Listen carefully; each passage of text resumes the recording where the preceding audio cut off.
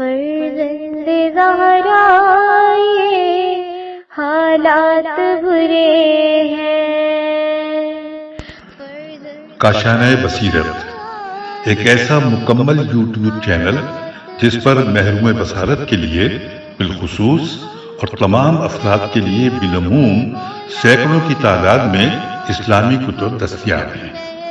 لہذا گزارش ہے کہ آپ اپنی ذمہ داری نبھاتے ہوئے کاشانۂ بصیرت کو سبسکرائب کرنے کے ساتھ ساتھ بیل آئیکن کو پریس کیجئے تاکہ آپ علم کے حصول کے ساتھ ساتھ مذہب اہل بیت کی اشاعت میں بھی اہم کردار ادا کرتے رہیں۔ کاشانۂ بصیرت، کاشانۂ بصیرت، کاشانۂ بصیرت۔ فرزند زہرا یہ حالات برے ہیں۔ السلام علیکم سامعین، کاشانۂ بصیرت کے یوٹیوب چینل سے نورین عباس آپ کے ساتھ ہے۔ آج ہم سپر برین آف اسلام کا 44واں حصہ شروع کریں گے۔ عنوان 36واں ہے، صفحہ نمبر 306 ہے۔ سامعین، پچھلے مطالعے کا تسلسل برقرار رکھنے کے لیے میں آپ کو تھوڑی سی اس کی وضاحت کر دوں کہ ہم جو ہے بحث کر رہے تھے کہ ایک مخالف، علمی مخالف جو چھٹے امام کا تھا، جس کا نام تھا ابو شاکر، اس کے نزدیک، ابو شاکر کے نزدیک خدا کا تصور ایک افسانہ ہے جس کے بارے میں وہ چھٹے امام سے دریافت کر رہا تھا۔ تو آئیے اب اس کو کنٹینیو کرتے ہیں۔ بسم اللہ الرحمن الرحیم۔ چونکہ میں افسانے کی پیروی نہیں کرتا، یعنی یہ جملہ جو ہے وہ ابو شاکر اپنی زبان سے ادا کر رہا ہے کہ چونکہ میں افسانے کی پیروی نہیں کرتا، لہٰذا جب سے میں نے اپنا خدا تیار کیا ہے، اس وقت سے میں نے اس کی پوجا شروع کر دی ہے۔ میں یہ نہیں کہتا کہ اس نے اس کائنات کو اور مجھے بنایا ہے، لیکن آپ چونکہ ایک معصوم خدا کو وجود میں لائے ہیں اور اس کائنات اور بنی نوع انسان کی تخلیق کے افسانے کو بھی اس سے نسبت دی ہے، اور کہتے ہیں کہ اگر وہ نہ ہوتا تو یہ کائنات اور بنی نوع انسان وجود میں نہ آتے۔ جو کچھ ہے وہ خدا کی طرف سے وجود میں آیا ہے۔ میں چونکہ افسانے کا قائل نہیں ہوں، لہٰذا میں نہیں کہتا کہ جس خدا کو میں نے خود بنایا ہے اس نے کائنات اور بنی نوع انسان کو تخلیق کیا ہے، لیکن چونکہ آپ افسانے کے معتقد ہیں، لہٰذا آپ نے اپنے خدا کو بنانے کے بعد یہ کہہ دیا ہے کہ اس نے کائنات اور بنی نوع انسان کو تخلیق کیا ہے۔ اس بات کے کہنے کی کیا ضرورت ہے کہ خدا نے کائنات اور بنی نوع انسان کو تخلیق کیا ہے؟ آپ اس افسانے کے ذریعے لوگوں کو کیوں گمراہ کرتے ہیں؟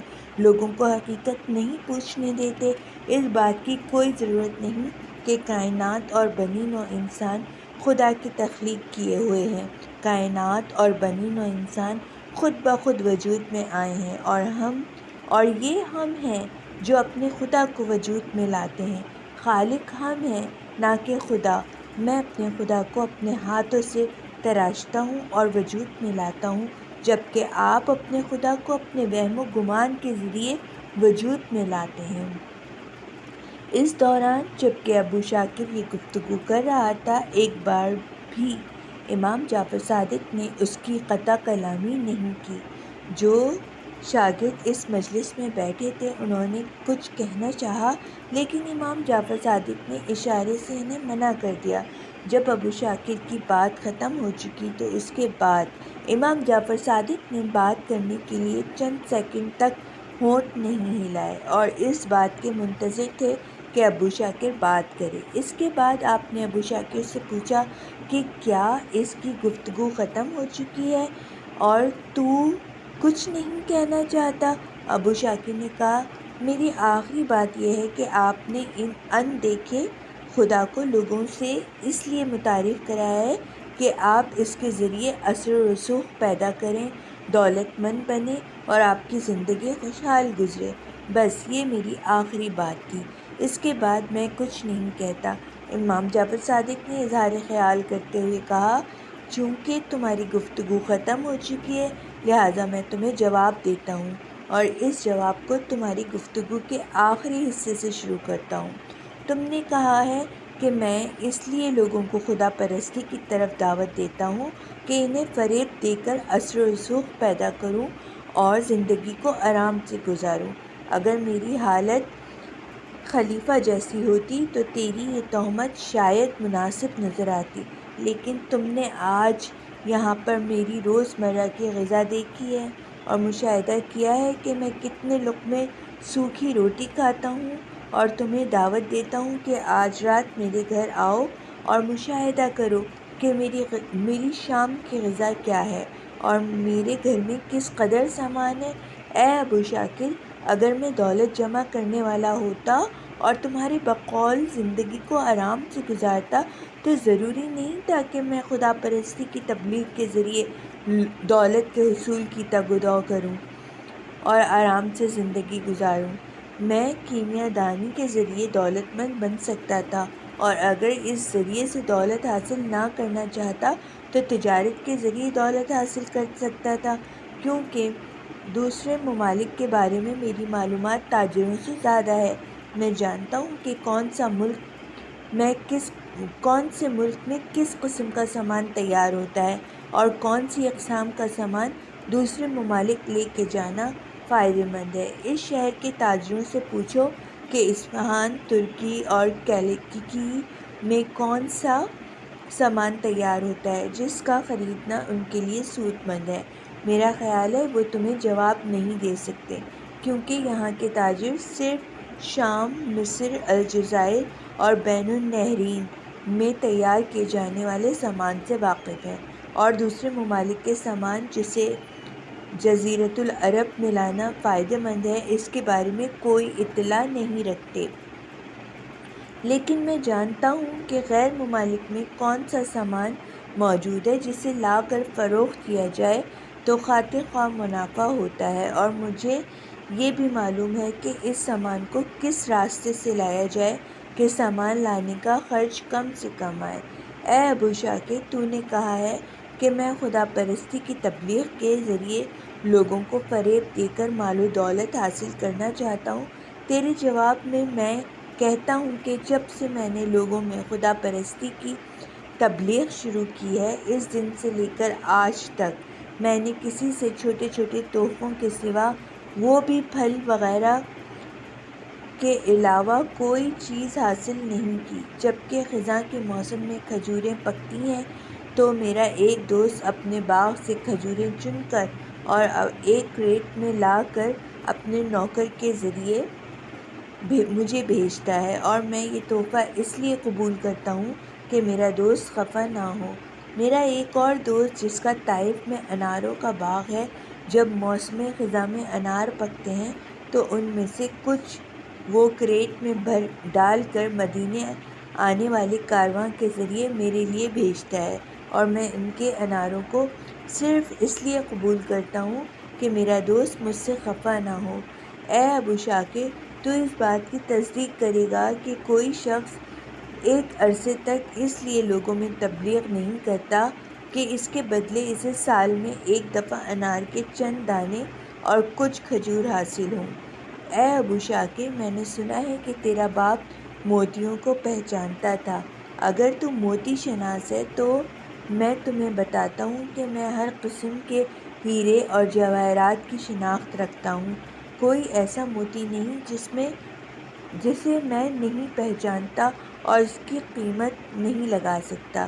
اگر میں مال و دولت جمع کرنے کا خواہشمند ہوتا تو ضروری نہیں تھا کہ لوگوں کو خدا پرستی کے راستے کی طرف دعوت دینے کے ذریعے ہی مال و دولت اکٹھی کرتا، بلکہ میں جواہرات کا کاروبار کر کے بھی امیر بن سکتا تھا، اس بات کے پیش نظر کہ تمہارا باپ موتیوں کا تاجر تھا۔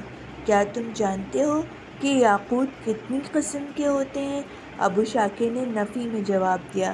امام جعفر صادق نے پوچھا، کیا تمہیں معلوم ہے کہ الماس کتنی قسم کے ہیں، اور تمہیں یہ بھی معلوم ہے کہ الماس کتنے رنگ کے ہوتے ہیں؟ ابو شاکر نے جواب دیا، مجھے الماس کی قسموں کے بارے میں کوئی علم نہیں۔ امام جعفر صادق نے کہا، میں الماس کی قسموں سے واقف ہوں اور ہر قسم کی قیمت بھی مجھے معلوم ہے، حالانکہ میں نے جواہر کی تجارت نہیں کی، اور جواہر کی اقسام کے بارے میں میری معلومات میری علم کی روح سے ہیں۔ موتی بیچنے والے مختلف اقسام کے موتی بیچتے ہیں، لیکن انہیں یہ معلوم نہیں کہ یہ موتی کہاں سے آئے ہیں۔ کیا تو جانتا ہے کہ الماس کی چمک کس وجہ سے ہے؟ ابو شاکر بولا، نہ میں الماس کا تاجر تھا، نہ میرا باپ کہ مجھے الماس کی چمک کے بارے میں علم ہو۔ امام جعفر صادق نے کہا، ہیرے کی چمک اس کی تراش خراش کی وجہ سے ہے۔ تجھے معلوم ہے کہ ہیرا کیسے حاصل کیا جاتا ہے؟ ابو شاکر نے نفی میں جواب دیا۔ امام جعفر صادق نے کہا، ہیرا دریاؤں اور ندیوں کی تہوں سے حاصل ہوتا ہے، اور جب اسے حاصل کرتے ہیں تو تراشنے کے لیے ماہرین کے حوالے کر دیتے ہیں۔ جب وہ تراشنے کے بعد تیار ہو جاتا ہے تو اس میں چمک پیدا ہو جاتی ہے۔ ہیرا تراشنے والے ماہرین بچپن سے باپ، بھائی یا اپنے عزیزوں میں سے کسی ایک کے زیر سایہ تربیت حاصل کرتے ہیں اور ہیرا تراشنے کے رازوں سے آگاہی حاصل کرتے ہیں۔ ہیرے کا تراشنا ایک دقت طلب اور دشوار کام ہے۔ اسے ہیرے کے علاوہ کسی دوسری چیز سے نہیں تراشا جا سکتا۔ یہ باتیں میں نے تمہیں اس لیے بتائی ہیں کہ اگر میں دولت مند بننا چاہتا تو جواہر کا تاجر بن جاتا، چونکہ مجھے علم کے ذریعے جواہر کی شناخت ہے، لہٰذا نہایت ہی قلیل عرصے میں جواہر فروشی کے ذریعے دولت مند بن جاتا۔ اب میں تمہارے دوسرے اعتراض کے دوسرے حصے کی طرف آتا ہوں، جو تمہارا اصلی اعتراض ہے۔ تو نے کہا ہے کہ میں افسانہ سرائی کرتا ہوں اور لوگوں کو ایسے خدا کی عبادت کی طرف دعوت دیتا ہوں جو دکھائی نہیں دیتا۔ اے ابو شاکر، تو جو ان دیکھے خدا کا منکر ہے، اپنے اندر دیکھ سکتا ہے؟ ابو شاکر نے کہا، نہیں۔ امام جعفر صادق نے اظہار خیال فرمایا کہ جب تو اپنے اندر نہیں دیکھ سکتا تو تجھے یہ نہیں کہنا چاہیے تھا کہ ان دیکھے خدا کی موجودگی ایک افسانے سے زیادہ نہیں۔ البتہ اگر تو اپنے اندر دیکھ سکتا تو پھر ان دیکھے خدا کے وجود کو ایک افسانہ قرار دے سکتا تھا۔ ابو شاکر بولا، اپنے اندر دیکھنے کا ایک غیر موجود خدا کی عبادت سے کیا تعلق؟ امام جعفر صادق نے کہا، تو کہتا ہے کہ جو چیز دکھائی نہ دے اور اس کی آواز سنی نہ جا سکے اور اسے چھوا نہ جا سکے، اسے سونگا یا چکھا نہ جا سکے، تو ایسا وجود عبادت کے لائق نہیں۔ ابو شاکر نے کہا، اسی طرح ہے۔ امام جعفر صادق نے فرمایا، کیا تو اپنے جسم میں خون کی حرکت کی آواز سنتا ہے؟ ابو شاکر، میں اس کی آواز نہیں سنتا۔ ابو شاکر بولا، میں اس کی آواز نہیں سنتا۔ کیا جسم میں خون حرکت کر رہا ہے؟ امام جعفر صادق نے فرمایا، ہاں۔ اور کیا تو اپنے جسم میں خون کی بو سونگھ سکتا ہے؟ ابو شاکر نے کہا، نہیں۔ امام جعفر صادق نے فرمایا، اے ابو شاکر، خون تمہارے سارے جسم میں چند منٹوں میں ایک مرتبہ گردش مکمل کر لیتا ہے۔ اگر خون کی یہ حرکت جسم میں چند منٹوں کے لیے رک جائے تو مر جائے گا۔ کیا آج تک تم نے اپنے جسم میں خون کی گردش دیکھی ہے؟ ابو شاکر نے کہا، نہیں، اور میں اسے تسلیم نہیں کر سکتا کہ خون جسم میں متحرک ہے۔ امام جعفر صادق نے فرمایا، جو چیز تجھے اس بات کو قبول کرنے میں مانع ہے کہ خون انسانی نسوں میں حرکت کر رہا ہے اور تمہاری جہالت ہے، وہ تمہاری جہالت ہے، اور یہی جہالت ان دیکھے واحد خدا کو تسلیم کرنے میں مانع ہے۔ کیا تو اس مخلوقات سے مطلع ہے جو خداوند تعالیٰ نے تمہارے جسم میں تخلیق کر کے کام پر لگا دی ہے، جس کی وجہ سے تم زندہ ہو؟ ابو شاکر بولا، نہیں۔ امام جعفر صادق نے فرمایا، چونکہ تم اپنے مشاہدات پر تکیہ کرتے ہو اور جو کچھ تمہیں نظر نہیں آتا اس کے بارے میں کہتے ہو کہ اس کا وجود نہیں ہے، حالانکہ تم اسے دیکھ نہیں پائے۔ اگر تم اپنی جہالت کو کم کرنے کی جستجو کرتے تو تمہیں پتہ چلتا کہ تمہارے جسم میں اس قدر زندہ مخلوقات ہیں جن کی تعداد بیاباں کی ریت جتنی ہے، اور وہ تمہارے جسمانی ڈھانچے کے اندر وجود میں آتے اور بڑھتے رہتے ہیں اور ان سے مزید تولید ہوتی ہے۔ ایک عرصے کے بعد وہ ختم ہو جاتے ہیں، لیکن تم نہ ان کو دیکھ سکتے ہو اور نہ ان کی آواز سن سکتے ہو اور نہ ہی انہیں چھو سکتے ہو اور نہ ہی ان کی بو سونگھ سکتے ہو اور نہ ہی تمہیں اس بات کا علم ہے کہ ان کا ذائقہ کیسا ہے۔ اے ابو شاکر، جان لو کہ تمہارے اندر موجود جاندار جو تمہارے ڈھانچے کے اندر زندگی بسر کر رہے ہیں اور پھر مر جاتے ہیں، ان کی تعداد اس دنیا کے تمام انسانوں کی تعداد سے زیادہ ہے، بلکہ بیابان کی ریت کے ذرات سے بھی زیادہ ہے۔ یہ وجود میں آتے، پھلتے پھولتے اور مر جاتے ہیں تاکہ تم زندہ رہو، اور اگر یہ جاندار مخلوق جسے خدا نے تمہارے اندر کام پر لگا رکھا ہے اپنا کام چھوڑ دیں تو تم مر جاؤ گے، لیکن چونکہ تم جاہل ہو لہٰذا ان کے وجود کا انکار کرتے ہو اور کہتے ہو چونکہ میں انہیں نہیں دیکھتا اور ان کی آواز نہیں سن سکتا لہٰذا میں یہ تسلیم نہیں کرتا کہ وہ موجود ہیں۔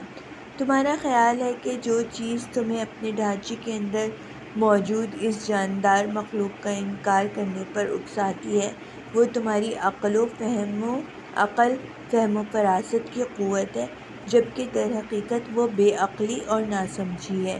یہ جہالت اور نافہمی ہے جو تمہیں اپنے جسم میں خون کی حرکت اور تمہارے ڈھانچے کے اندر موجود جانداروں کے انکار پر مائل کرتی ہے۔ افسوس کی بات ہے کہ دنیا میں ایسے لوگ ہیں جن کی آنکھیں ہیں لیکن دیکھتے نہیں، اور جن کے کان تو ہیں لیکن سنتے نہیں، اور اپنی جہالت کو علم اور بے عقلی کو عقل خیال کرتے ہیں۔ یہ کیوں کہا گیا ہے کہ جس نے اپنے آپ کو پہچان لیا اس نے خدا کو پہچان لیا؟ اے ابو شاکر، اگر تو اپنے آپ کو پہچان لیتا اور جان جاتا کہ تمہارے جسم کے اندر کیا وقوع پذیر ہو رہا ہے اور تمہارے وجود کے اندر کس قدر جاندار مخلوق پیدا ہوتی، بڑھتی اور مر جاتی ہے تاکہ تم زندہ رہو، تو تم ہرگز یہ نہ کہتے کہ چونکہ میں خدا کو نہیں دیکھ رہا، اس کی آواز نہیں سن رہا اور نہ ہی اسے لمس کر رہا ہوں لہٰذا میں اس کے وجود کو قبول نہیں کرتا اور اندیکھے خدائے واحد کو افسانہ سمجھتا ہوں۔ اے ابو شاکر، تو اس پتھر کو دیکھ رہا ہے اور جو اس ایوان کے ستون میں جڑا ہوا ہے، تمہارا خیال ہے کہ یہ پتھر ساکن ہے چونکہ تمہاری آنکھ اس کی حرکت کو نہیں دیکھ رہی، اور اگر تمہیں کوئی کہے کہ وہ اپنے اندر سے اس قدر متحرک ہے کہ ہم جو یہاں بیٹھے ہوئے ہیں ہم اس کی نسبت ساکن ہیں، تو تم اس کے کہے کو تسلیم نہیں کرو گے اور کہو گے کہ وہ افسانہ سرائی کر رہا ہے، اور اس طرح تم اپنے آپ کو عقل مند شمار کرتے ہو کیونکہ افسانے کو تسلیم نہیں کرتے، اور اس بات سے غافل ہو کہ تم اپنی نادانی کی وجہ سے اس پتھر کی باطنی حرکت کو نہیں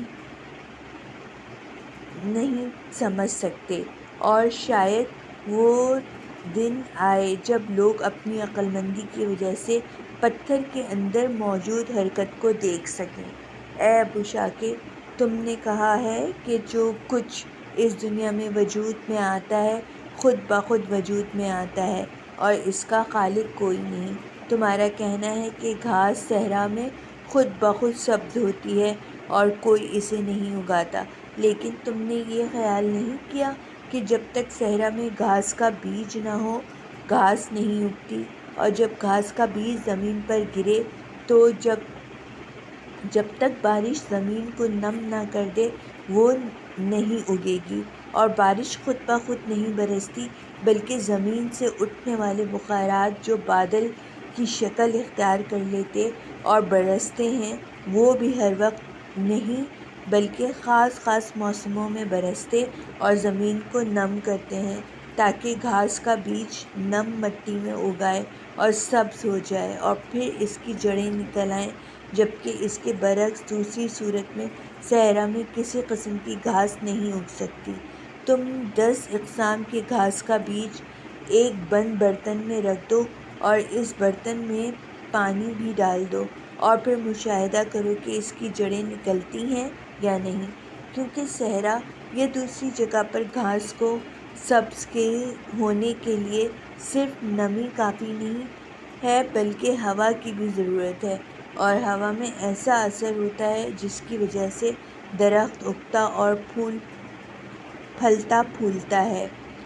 اے ابو شاکر، سرد علاقوں میں سردیوں کے موسم میں شدید سردی میں گھاس کو گرم خانوں میں اگایا جا سکتا ہے، بشرط یہ کہ ہوا موجود ہو، اور سرد علاقوں میں مختلف اقسام کے پھل پیدا کیے جاتے ہیں، لیکن یہ پھل گرم خانوں میں ہوا کے بغیر نہیں حاصل ہو سکتے، اور اگر ہوا نہ ہو تو صحرا میں گھاس اگتی اور نہ گرم خانے میں پھل اور نہ ہی انسان اور جانور باقی رہ سکتے ہیں۔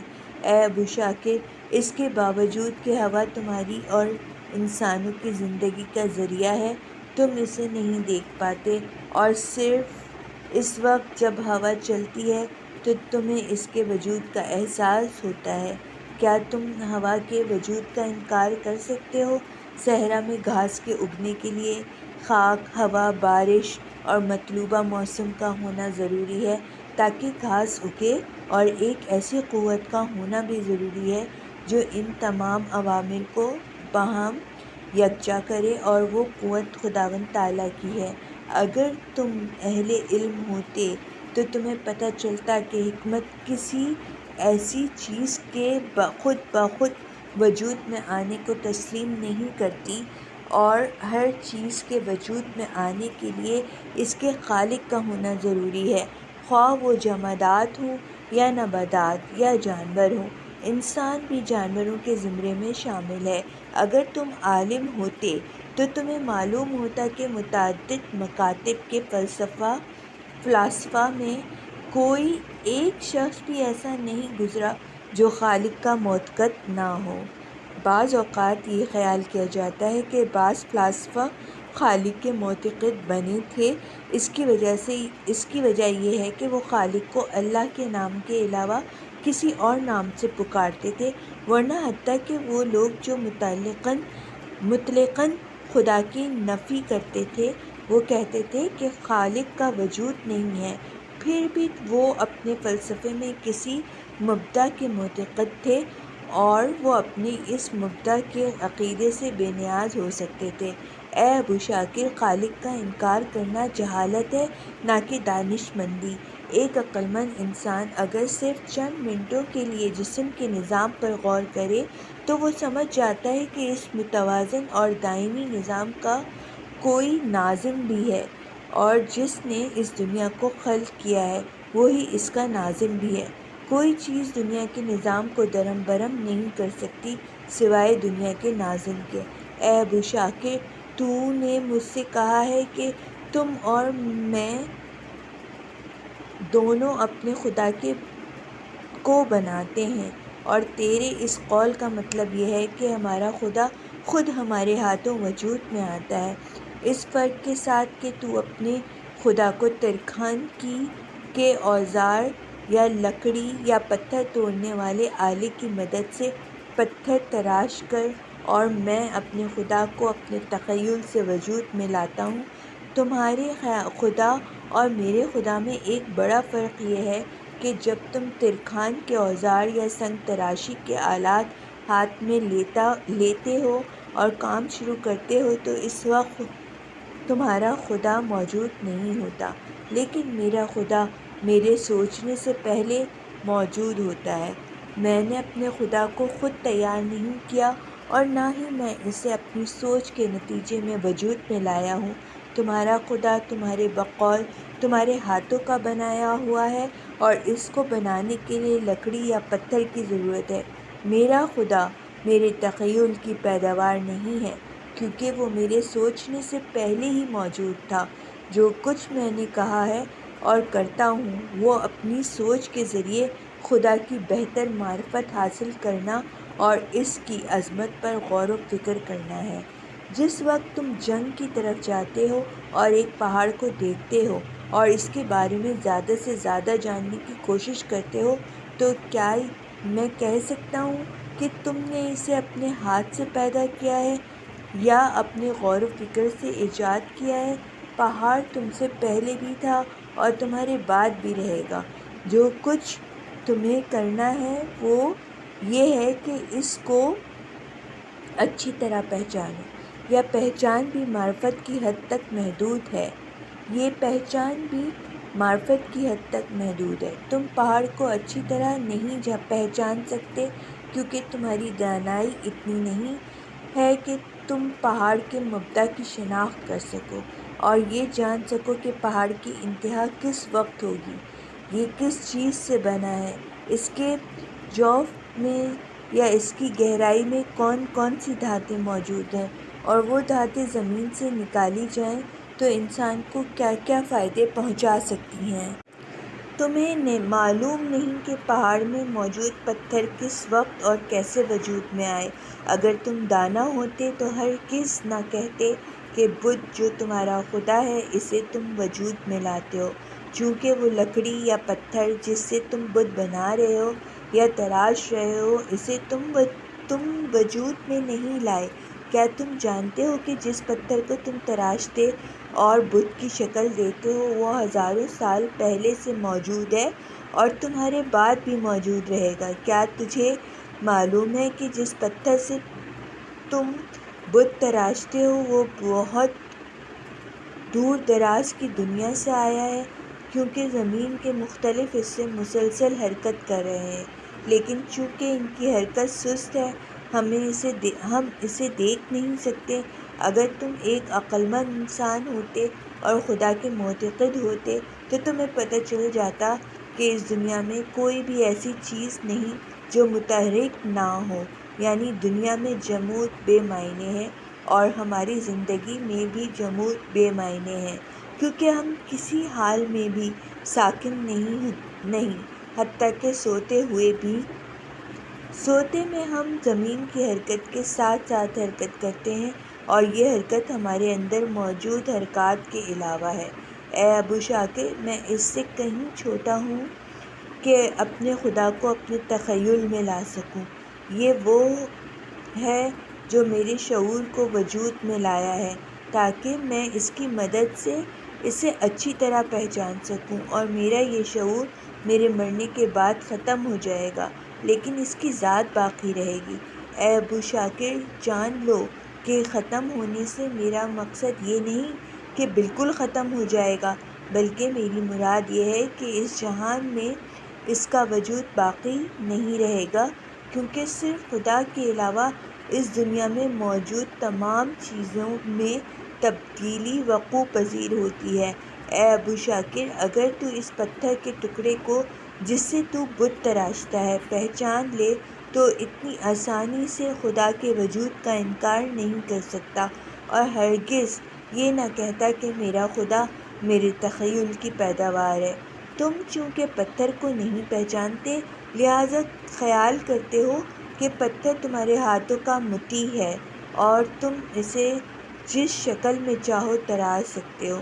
ایسا اس لیے ہے کہ جب اس کے مبدا کی شناخت نہ ہو سکتی تھی اس وقت خدا تعالیٰ پتھر کو ایک مایہ سے وجود میں لایا تاکہ تم اسے تراش سکو، ورنہ تمہارے ہاتھوں میں شیشے کی مانند چکنا چور ہو جاتا۔ ابو شاکر نے پوچھا، کیا پتھر کو مایہ سے بنایا گیا ہے؟ امام جعفر صادق نے فرمایا، ہاں۔ ابو شاکر قہقہہ لگا کر ہنسنے لگا۔ اس پر امام جعفر صادق کا ایک شاگرد طیش میں آ گیا، لیکن امام جعفر صادق نے اسے کوئی قدم اٹھانے سے منع کر دیا اور کہا، اسے ہنسنے دو۔ ابو شاکر نے کہا، میں اس لیے ہنس رہا ہوں کہ تمہارے بقول اتنا سخت پتھر پانی سے بنایا گیا ہے۔ امام جعفر صادق نے فرمایا، میں نے یہ نہیں کہا کہ پانی سے بنایا گیا ہے، بلکہ میں نے کہا ہے کہ یہ شروع میں مایع حالت میں تھا۔ ابو شاکر بولا، مایع اور پانی ایک ہی تو ہیں۔ امام جعفر صادق نے نہایت بردباری سے جواب دیا کہ بعض چیزیں ایسی ہیں جو مایہ ہیں لیکن پانی نہیں ہے، یا خالص پانی نہیں ہے۔ دودھ مایہ ہے لیکن پانی نہیں ہے، اور سرکہ مایہ ہے لیکن کوئی اسے پانی نہیں سمجھتا، لیکن ان دونوں میں پانی کی مقدار موجود ہے۔ پتھر بھی شروع میں مایہ تھا لیکن پانی نہیں، رطوبت کی شکل میں تھا اور سیال تھا، اس سے کافی مقدار میں حرارت نکل رہی تھی۔ خدا کی قدرت سے اس مائع سے آہستہ آہستہ کافی مقدار میں حرارت خارج ہونے لگی اور وہ اس قدر ٹھنڈا پڑ گیا کہ اس کی شکل جامد بن گئی۔ تم آج اس سے بت تراش سکتے ہو، لیکن یہی پتھر جو جامد حالت میں ہے، اگر اسے زیادہ حرارت پہنچائی جائے تو مایع صورت اختیار کر لے گا۔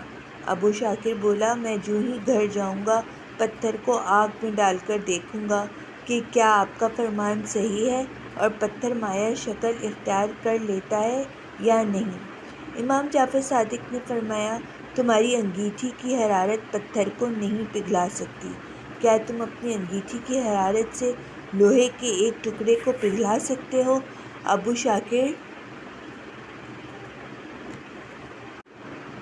شاکر نے نفی میں جواب دیا۔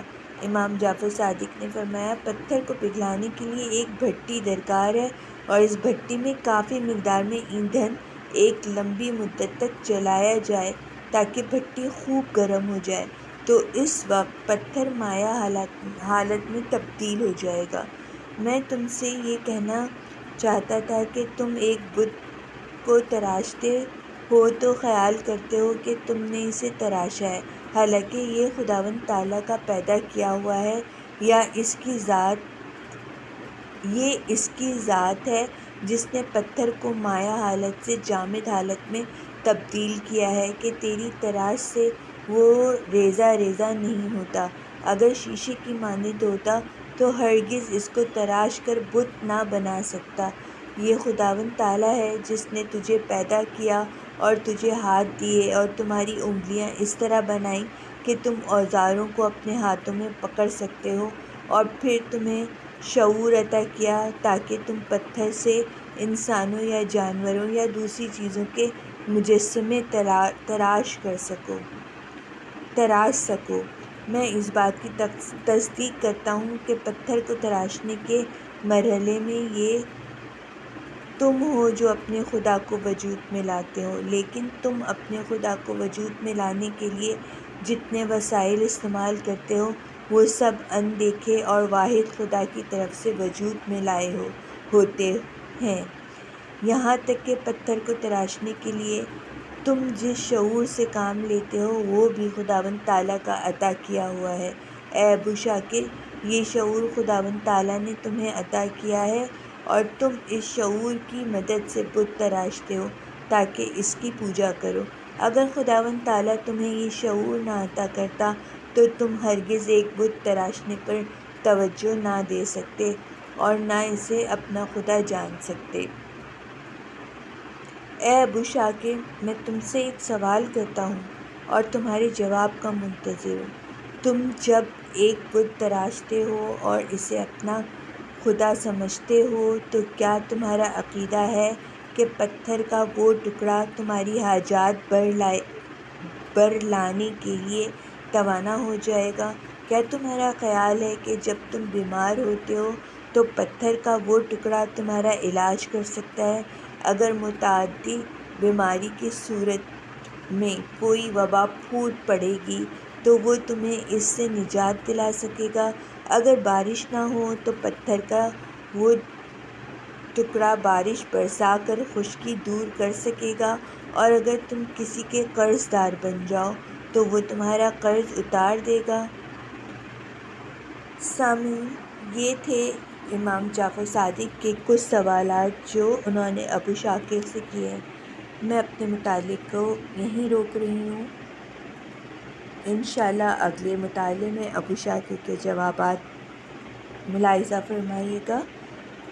ہم لوگ موجود ہیں صفحہ نمبر 313 پر۔ دوبارہ حاضر ہوتی ہوں، جب تک کے لیے خدا حافظ۔